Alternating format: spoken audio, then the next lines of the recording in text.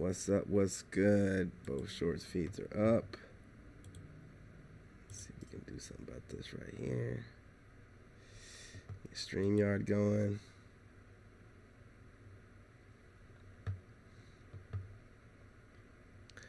And we're live. Salute to the tribe. What's up? What's happening? What's good, y'all? I got another one. Got one again from the German lady you guys know her as, or the Turkish lady, Miss Brooks. She's talking about how you go to Germany and the women over there, they can't get enough of you, man. You guys smash that like button. Go ahead and subscribe. Join the tribe. No further ado, let's get right into it. In Germany for Black American men. And is it true that German women over here really approach Black American men? I know you got questions and I will deliver the answers. I just went live on Instagram with Ivan. He lives here in Germany for 9 years now, but without saying too much, I hope you enjoyed this live that I had. I will post it on YouTube right now and let me know what you think in the comments section. Thank you so much for watching. Okay. We got Ivan here, everybody. Thank you all so much for joining today's live. You cannot imagine, Ivan, how many people I had in my DM saying, "Who is this man that you're going to be talking to?" You just gassing me up, that's all. Right. Do you mind? Would you like to introduce yourself to the audience? Like, who are you? Where are you from? What are you doing here in Germany? And where can people find your platform? Yeah, I can do that. Well, I'm Ivan. On Instagram, I'm Ivan__Quattro. Like, I've been in Germany. I'm originally from the state of North Carolina. Don't worry. I know a lot of y'all got experiences with people from North Carolina, but we ain't all the same. I like to say the earth is my turf, to be honest with you, because I don't live everywhere from North Carolina, South Carolina, Missouri, D.C., you name it. Middle East, Germany. Matter of fact, it's like my 9th year. How is Germany? What's the difference living in America and living in Germany? And I think you would be able to answer this question the best because you've been living here for 9 years. And tell the audience, what is the biggest difference between America and Germany? That's a tough one because it's a whole lot of differences. And I think that there's pros and cons to everything. Like, just starting off, it ain't really no cons to this, but the tax write-off. Like, I don't have to pay American taxes, German tax, which, you know, that storage can be, what, 49% sometimes. So that's a huge one right there. Then you got the weather. I mean, I don't know how everybody else feel about it, but for me, the wintertime, get depression. I get that seasonal affective disorder and start booking flights down south. But being in Germany, I mean, it's a great launching pad for you to get different places because Frankfurt go everywhere from Dubai, Qatar, you name it, you can get there. So that's the beauty of living in Germany or in Europe, period, is you have the opportunity to travel. But then I say the predictability of things. Like in the States, you know, when you land, it's like, go, you got to get it out the mud. You really don't know what can happen. And in Germany, it's a lot more predictability because the people follow the rules. I mean, so much so you. And this is just giving you guys another location to go to when you guys want to go overseas. For those that want to do that, for those that want to stay here, you know, do what you got to do, man. You know, no hard feelings, but for those that can. Go to like the crosswalk at the stoplight, and they got to wait for it to turn green and wait for somebody to tell them you can go ahead and cross. So I definitely have noticed that predictability, and it does make it safer, but the drawback to that is it's a little bit boring sometimes. Because one time, I ain't gonna lie, my sister, she visited me probably about a month or two ago. We on the little, them little motors, scooters or whatever. We was on the little scooters going to the soccer game, and the lady got the yelling like, "No, you got to get off, get off, get off." I'm like, come on, man. It's a million people out here drunk. We just rode the little scooter to the stadium. So it just be a little bit too much rule following for me. And, you know, I'm a rebellious individual anyway, being American. So it's pros and cons. Got the women, too. I don't know how much we can talk about that because I know you married and everything. But the women part is... We're going to get into all of that. I mean, of course, I am married. Yeah, I am married, obviously, of course. But, you know, I don't think there's anything wrong with having a certain conversation, you know, as long as it doesn't cross a certain line. So, of course, especially my audience, and this is the reason why I'm doing it, they want to know, how are the ladies here? How do they respond to you? Do they even approach you? Because that is something that I talk about sometimes because I have seen it, I have witnessed it, and let the people know, is it true? How are women here? I'm going to say this. If you ain't in Germany, you ain't been to Germany, everything you done heard is true. Because I'll tell you like this, prior to COVID, back when I was in Germany in like 2010 2000 to 2013, it was this thing called tag.com. It's kind of like MySpace for those that ain't familiar with Smash that like button. Man, you meet somebody on there, first message they talking about, you got Yahoo Messenger? First message in Yahoo Messenger, what's the address? And I'm talking about they come. No. Just like that, I swear to God. And even back then, like you could go to the club and pick up anything. They had the OC in Mannheim, you had Infinity in Heidelberg, you had Black Sounds up here in Landstuhl. I don't want to talk too much, but like you could go to the club and it'd be about 2 or 3 of them talking about, you got somebody for my homegirl? And if you say no, then all 3 of them going with you. So that's a true story. Yeah. Then I ain't gonna lie, when I came, matter of fact, I don't like. Can I cuss on your channel? Go ahead, but not too much now. Not too much. Okay, well I won't tell that story because that's a little vulgar. But yeah, they go crazy out here in Germany for you. Like they'll do anything for you. But one thing I say is different about the women out here than in the States is sex ain't really taboo like it is. It ain't really taboo here like it is in the States. So a German will come up to you, I won't even say German, but a European might come up to you and be like, is this going to be a relationship or is this just for fun? I remember my ex-wife asked me the first night I met her, I was shocked.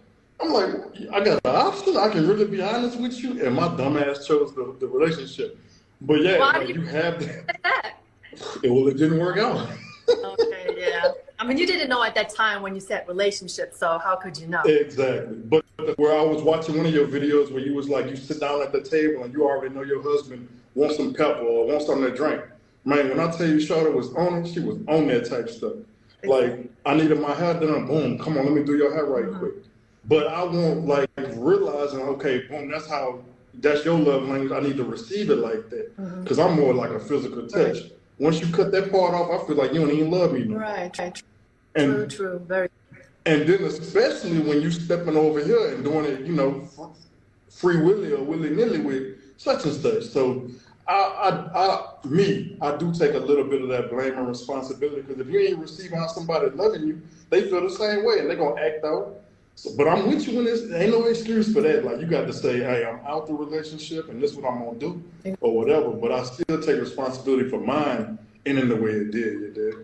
I hear that most definitely. So are you single at the moment? Because I know I had some ladies in my DMs. Are you single? You don't have to answer if you're I answer like, hey, I'm open book. I ain't scared of nothing.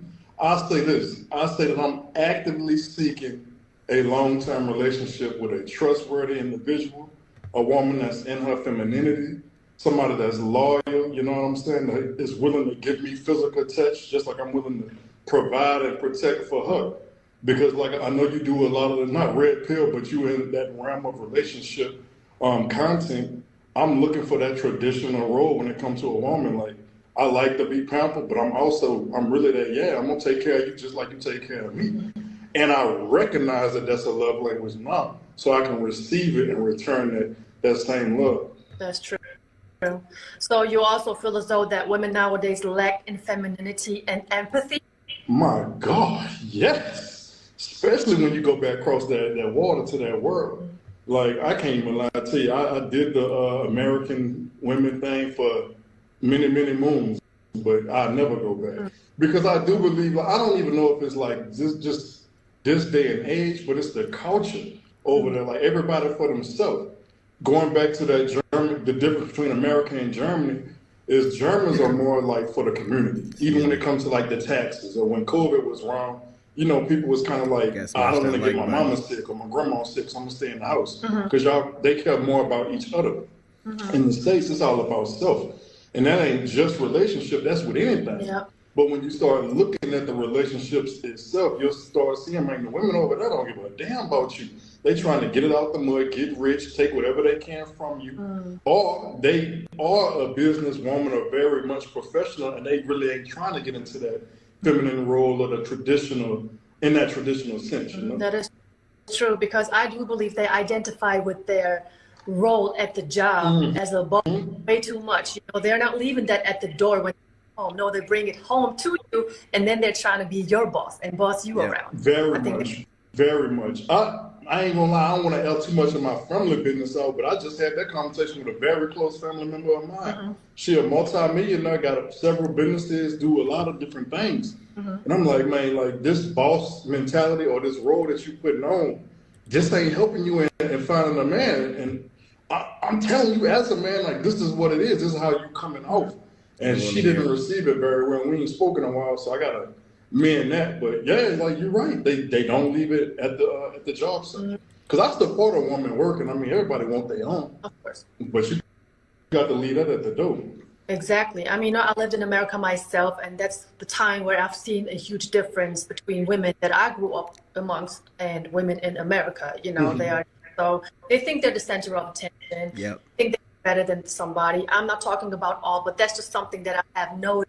You know, but over here, women, they do have their career, they do have their car, but I always put an emphasis on when they meet an American, especially a Black American, they don't care about the fact that they work, they have a car, they want you for who you are. They don't even really care that much if you are rich or not. They're just interested in you. Man. I think that's funny because I just talked to a female named Ava that mentioned something like that. Because I do think that they don't necessarily care if we rich or not, because a lot of times they think we are. Because it's a lot of military, and then you see us in the club throwing ones or standing up on the stage. So a lot of them do be fooled. These are the younger ones I'm talking about. But then a lot of them are also just, I don't even want to use the word fetishizing blacks, but it's the truth because we doing the same thing. We come over here, we got Ain't nothing wrong with that. Got Armenians, Jordanians, you know, all these. Ain't nothing wrong with that. I like to call it like Arab phenotype because that's my favorite. But we doing the same thing. We coming over here and find ourselves, we couldn't get in the States. Myself, for instance, I'm like a 6 in the States on with a haircut. I come over to Germany, I ain't saying I'm all that, but like my shit go up when I come over here. Absolutely. And see, that's one of the best parts I've heard about going overseas. Whatever you are here, you can, get yourself at least 3 more notches overseas, man. Like you're upgraded by 3. So if you're a 3 here, then you're like, 3 or 4. You're 6 or 7 over there. If you're 6 or 7 here, you're damn near 10 over there. If you, what I'm saying, like almost a 10 here. Well, I mean, you're gonna be superstar. Celebrity status over there, man. It's gonna be crazy. Just immediately, just because I'm one of few. Exactly, and I'm agreeing because my husband says the same thing. He says really a handsome. Sometimes people, they just think higher of themselves than what it is. But the sexual marketplace will always tell you where you stand. So he's really good looking, and when he was in America, he wouldn't get any attention from anyone. Yep. Get a mean face, eye rolling or whatever, you know what I mean? Yep. But remember, in America, even if you are attractive to these women, they will still do that. They will do it to you more if you are attractive to them, because they've been trained and taught to orbit you, but then act like they don't see you and to come across as uninterested as possible while really wanting to, wanting you to pursue them. And this way they can guard their ego and never have any kind of vulnerable moment, which is a really manipulative, ugly thing to do. It's too much. So you want to go somewhere where it's authentic and not all these psychological, war games to, whatever. I mean, dating shouldn't be all that. Like if you ever listen to women from America talking online about dating, how I orbited him. Not, they won't say orbited. This guy, I thought he was interested, but he won't approach. And, we made eye contact briefly. I threw my hair over my ear and, we've seen each other more than once. We're not into stuff like that like y'all are. It doesn't pay us any good to read too much into what y'all are doing. Get to charge like that, man. So, we mind our business. That's why you gotta let your presence be known. But they don't want to do that, man. So go overseas where they know they have to compete. They don't have time to be doing stuff like that. I'm telling you. They know they have to compete. But here, he's like, whoa, wait a minute. I'm being approached? We're together. You got women all up in this space, it's sweating. They're ignoring but smiling at him, situations like that. It's real over here. Like I swear to God, man, I'll never forget. I was walking. This was right after COVID had ended. I was walking downtown K-Town, and I walked around this corner, right, me and my partner. And man, I don't even know how to say this without getting too crazy. I'm gonna just be like this. There was two Arab women walked up on us, and they asked us straight out their mouth. And we was with two Army females, two African American females, just as co-workers. But they walked right up on us and was like, "Whose kids are swallowing tonight?" What? Shit. So what a way to leave it on a note.